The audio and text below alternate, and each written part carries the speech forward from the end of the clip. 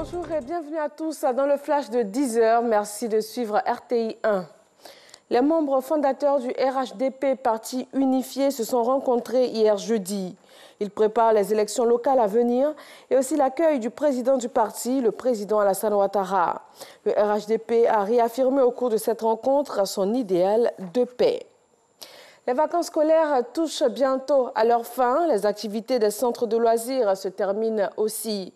Depuis le 23 juillet dernier, environ 500 enfants des communes de Treichville, Yopougon, Atekoubé et Port-Boué ont pris part à des activités ludiques pendant 2 semaines. La cérémonie de clôture avec Patricia Oumouetia. La cérémonie de clôture des centres de loisirs édition 2018 a été animée par les enfants à travers des prestations mettant en exergue le patrimoine culturel national. Pendant l'activité de vacances, nous sommes beaucoup amusés, nous avons joué, nous avons appris comment faire la danse guerrière et c'est resté de notre tête. C'est pour ça que nous sommes venus ici sur le podium pour montrer ce que nous avons fait.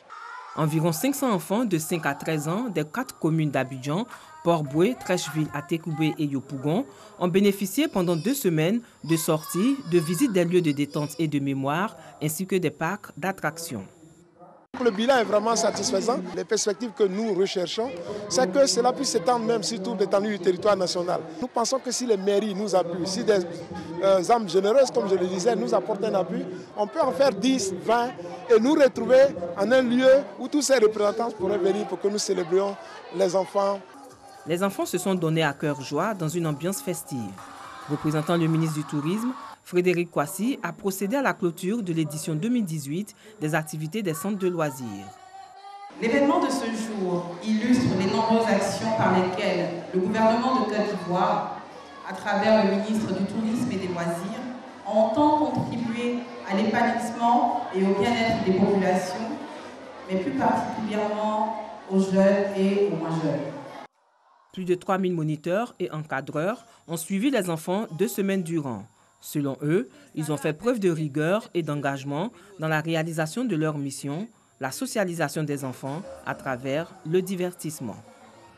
Dans l'actualité internationale au Mali, l'opposant Soumaïla Cissé, officiellement battu à la présidentielle, a déclaré hier jeudi rejeter catégoriquement les résultats proclamés par la Cour constitutionnelle.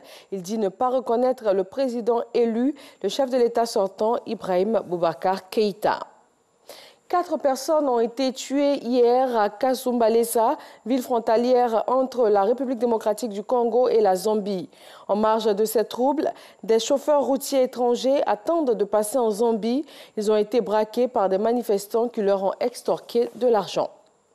La Cour constitutionnelle du Zimbabwe rend ce vendredi un verdict très attendu sur la requête en annulation de l'élection du président sortant, Emmerson Mnangagwa, déposée par l'opposition.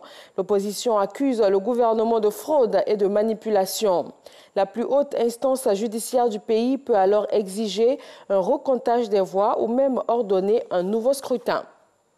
Les États-Unis ont accusé la Chine de déstabiliser les relations sino-taïwanaises après que le Salvador eut annoncé cette semaine avoir cessé ses relations diplomatiques avec Taipei et de les avoir nouées en revanche avec Pékin.